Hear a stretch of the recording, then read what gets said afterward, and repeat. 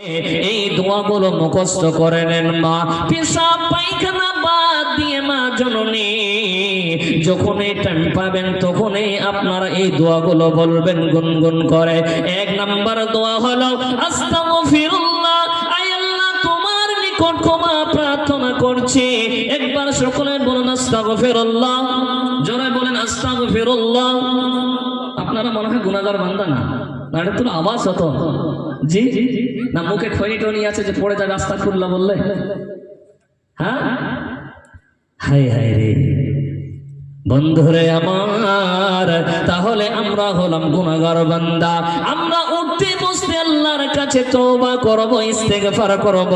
বলেন আস্তাগফিরুল্লাহ, আল্লাহ তোমার নিকট ক্ষমা প্রার্থনা করছি। মাবুদ গো তুমি আমাদেরকে ক্ষমা করে দিও। শুধু তাই নয়, আরো একটা দোয়ার দিকে নিয়ে যাই, আস্তাগফিরুল্লাহ ওয়া তুবু ইলাইহি, আল্লাহ তোমার কাছে তোমার নিকটে ক্ষমা প্রার্থনা করেছে। শুধু নাই তাই নয় বন্ধুরে,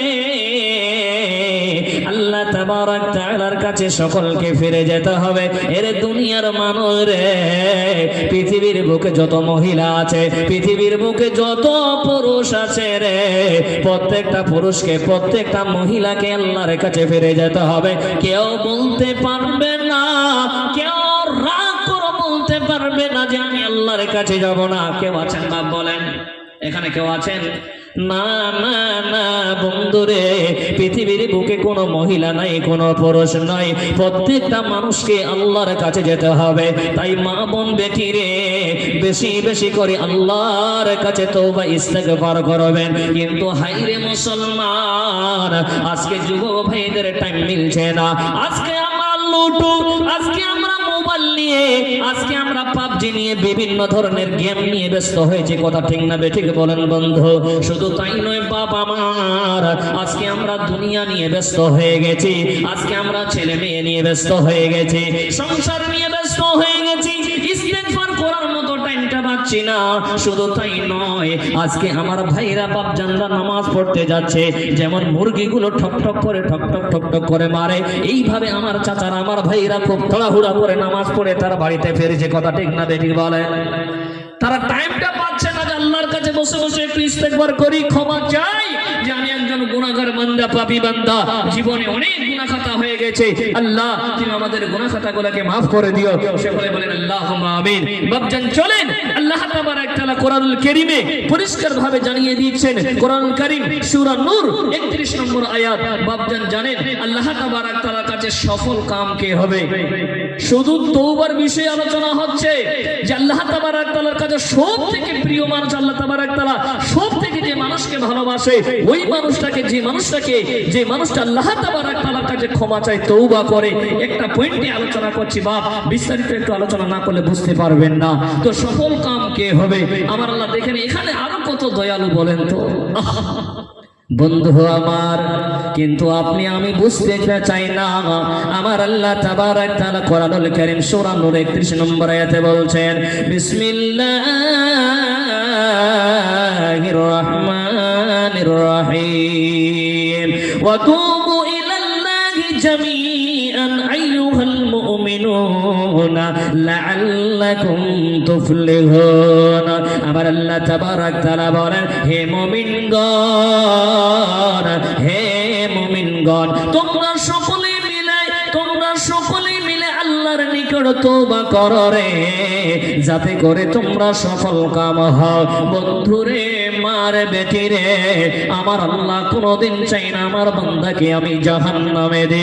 না না না না না, আমার আল্লাহ কোরআনুল কারীমে পরিষ্কার ভাবে জানিয়ে দিয়েছেন, হে মুমিনগণ, হে দুনিয়াবাসী তোমরা শুনে নাও, হে আমার বান্দা বান্দেরা, তোমরা সকলে মিলে আল্লাহর নিকট ক্ষমা প্রার্থনা করো রে, তোমরা তওবা করো, ইস্তেগফার পড়ো, তোমরা আল্লাহর কাছে তওবা করো রে, যাতে করে তোমরা সফল কাম হও।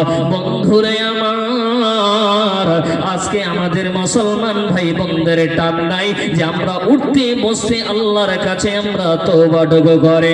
বাপজান আমার, আপনাদেরকে দুইটা হাত ধরে বলবো বন্ধুরে, আল্লাহর নবী বিশ্ব নবী বলছেন মান তাবা ক্বাবলা আন তুলু'আশ শামসি মান মাগরিবিহা তাবাল্লাহু আলাইহি। আল্লাহর নবী বিশ্ব নবী বলছেন বাপজান আপনাদেরকে প্রশ্ন করি সূর্য কোন দিকে উঠে বলেন? কথা বলেন, সূর্য কোন দিকে উঠে?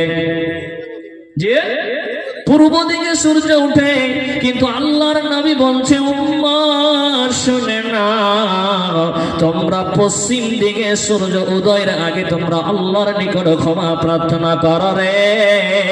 যদি পশ্চিম দিকে সূর্য উঠে যায়, ওই সময় যদি কেঁদে কেঁদে আল্লাহর নিকট তওবা করো, তোমার তওবা আল্লাহর কবুল করবে না।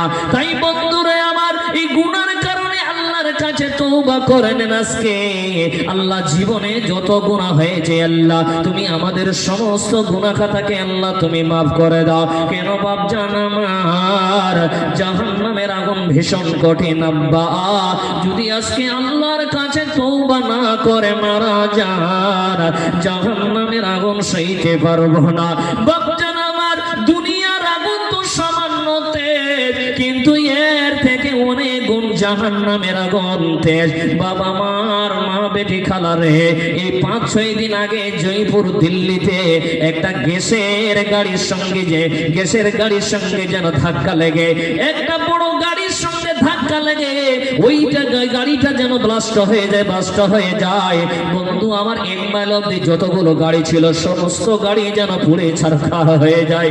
শুধু তাই নয় বাবা, ওই সমস্ত গাড়িতে ছোট ছোট বাচ্চারা ছিল। ওই গ্যাসের তাপের কারণে, আগুনের তাপের কারণে দরজাগুলো যেন বন্ধ হয়ে যায়। মেয়েরা চিৎকার করছে, বাচ্চারা চিৎকার করছে, আল্লাহ বাঁচাও বাঁচাও বাঁচাও বাঁচাও বাঁচাও। মা বোন বেটি রে, সামান্য জাহান্নামের আগুনে, সামান্য দুনিয়ার আগুনের তাপের কারণে ওই গ্যাসটা ব্লাস্ট হওয়ার পর যেন অনেকটা দূর আগুন ছড়িয়ে পড়ে, আর সমস্ত গাড়িতে যেন আগুন ধরে যায়। অনেক মানুষ ছিল। শুধু তাই নয় বন্ধু, দেখলাম একটা আমার ভাইজান যেন বাইক নিয়ে যাচ্ছিল, তার মাথায় হেলমেট ছিল। ওই হেলমেটটা গরমে আগুনের তাপে যেন হেলমেটটা তার মাথাকে একদম চিপে ধরেছে। শুধু তাই নয় বন্ধু, মা বোন বেটি খালা, শুধু তাই নয়, একজন ভাই আমার উলঙ্গ অবস্থায় শরীরটা যেন পুড়ে ছারখার হয়ে গেছে। বলছে ভাই বাঁচাও বাঁচাও বাঁচাও, আল্লাহ বাঁচাও বাঁচাও বলে অলঙ্গ অবস্থায় লোকটা যেন দৌড়াচ্ছে। আর মানুষগুলো কেউ বা ভিডিও করছে, কেউ বা ক্যামেরা করছে। আমি বললাম আল্লাহ, সামান্য দুনিয়ার তাপের কারণে আমার ভাইয়ের গাটা জ্বলে গেছে, ফসকা পড়ে গেছে। ভাই আমার, লোকটার যেন চামড়াগুলো যেন জ্বলে গেছে, তবুও লোকটা দৌড়িয়ে আসে বাঁচার জন্য। লোকগুলোকে বলছে ভাই আমাকে বাঁচাও বাঁচাও, আমি সইতে পারি না। লোকটা চিৎকার করে কান্নাকাটা করছে। আর আমার ভাইরা বলছে ভাই দৌড়িয়ে আসো, যেতে পারে না ভয়ে। সেখানে দৌ দৌ করে আগুন জ্বলছে। 6 দিনের ঘটনা বলছি বাবা আমার, বুঝানোর জন্য বলছি। বাবা মার, লোকটার পুরা শরীরটা জ্বলে গেছে, বাঁচার জন্য দৌড়িয়ে আসে। কিন্তু মা বেটি রে, যেই দিন আপনাকে গুনার কারণে আল্লাহ জাহান্নামে দেবে, আপনি আল্লাহর কাছে তওবা করলেন না, ক্ষমা চাইলেন না, বন্ধু যেই দিন জাহান্নামে ফেলিয়ে দেওয়া হবে আব্বা আমার, সেই জাহান্নামের আগুন এত ভীষণ কঠিন, এত ভীষণ কঠিন। জাহান্নামের আগুনের কারণে মাথাটা যেন টকবক করবে। আল্লাহকে সেই দিন কেঁদে কেঁদে কেঁদে বলবো, আল্লাহ মাথাটা যেন গলে যাচ্ছে আল্লাহ। শুধু তাই নয় বাপ, তাই নয়, কলিজা গুলো গলে গলে গলে গলে যাবে। আল্লাহকে বলবো, আল্লাহ আমি জাহান্নামের আগুন সইতে পারবো না। আল্লাহ তুমি আমাকে জাহান্নাম থেকে উদ্ধার করো, আল্লাহ তুমি আমাকে জাহান্নাম থেকে বাঁচাও। আমার আল্লাহ বলবে, বান্দা রে, আমি তো তোমাদেরকে চাই না জাহান্নামে ফেলিয়ে দে, কিন্তু তোমরা আল্লাহর কাছে তওবা করলে না, ক্ষমা চাইলে না। আমার মা বেটি রে, জাহান্নামের আগুন সইতে পারবো না। শুধু তাই নয় মা, আপনার শরীরটা জ্বলে ছারখার হয়ে যাবে। সেই দিন কোনো মেডিসিন থাকবে না, সেই দিন কোনো মেডিসিন থাকবে না। শুধু তাই নয় বাবা আমার, সেই দিন কোনো ডাক্তার থাকবে না, সেই দিন কোনো গাড়ির যোগাযোগ থাকবে না। সেই দিন আপনার শরীরটা জ্বলবে। হায়রে মুসলমান, এখনো টাইম আছে বাবা আমার, আল্লাহর কাছে ক্ষমা চেয়ে নেন। কি করলে তুই ভবে এসে মায়া জাল গেলি ফেসে, কি করলি তুই ভবে এসে মায়া জাল গেলি ফেসে। আজরাইল সে ধর্মে কষে, কে বাঁচাবে তোর প্রাণ। ওরে মুসলমান তোরা হারাস না ঈমান, ওরে মুসলমান তোরা হারাস না ঈমান। যদি করিস নামাজ রোজা, থাকবে না